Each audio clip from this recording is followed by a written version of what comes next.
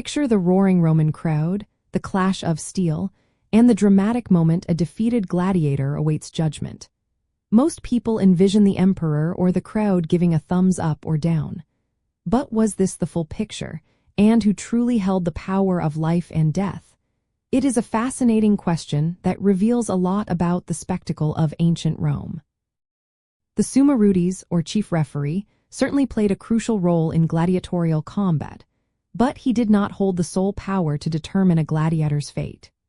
While he was responsible for overseeing fair play and signaling the end of a round, the ultimate decision for a defeated gladiator's life or death rested primarily with the editor, the person sponsoring the games, and often reflected the will of the crowd.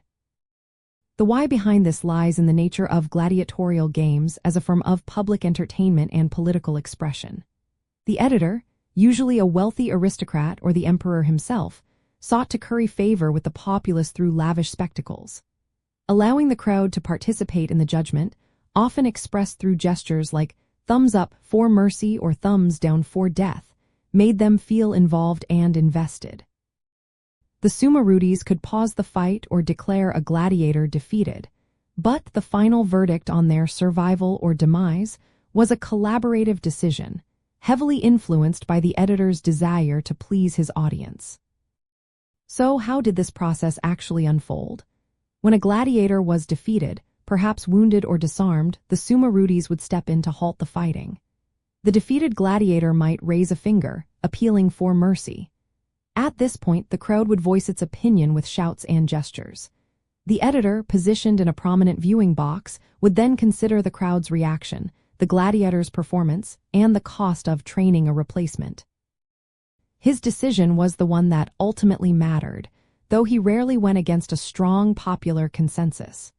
If mercy was granted, the gladiator might be released, or perhaps awarded a wooden sword, a rudis symbolizing freedom from the arena. A key insider detail to understand is the economic value of gladiators. Many gladiators were highly trained and incredibly expensive assets, often bought and maintained by lanisti, or gladiator trainers. To kill a skilled gladiator without good reason was a significant financial loss for the editor. This economic reality often incentivized mercy, particularly for popular fighters who provided great entertainment. The decision was not just about justice or entertainment but also a shrewd calculation of public sentiment and financial investment, making each judgment a complex and dramatic moment. Therefore, understanding the role of the Summa Rudis helps us appreciate the intricate social dynamics of Roman gladiatorial games. The chief referee was an essential enforcer of rules, ensuring a fair and exciting spectacle. But the final say on life or death was a strategic act of public relations and financial consideration by the editor, deeply intertwined with the desires of the Roman people. It was a careful balance between the thrill of combat, the will of the crowd, and the practicalities of a brutal, yet beloved, institution.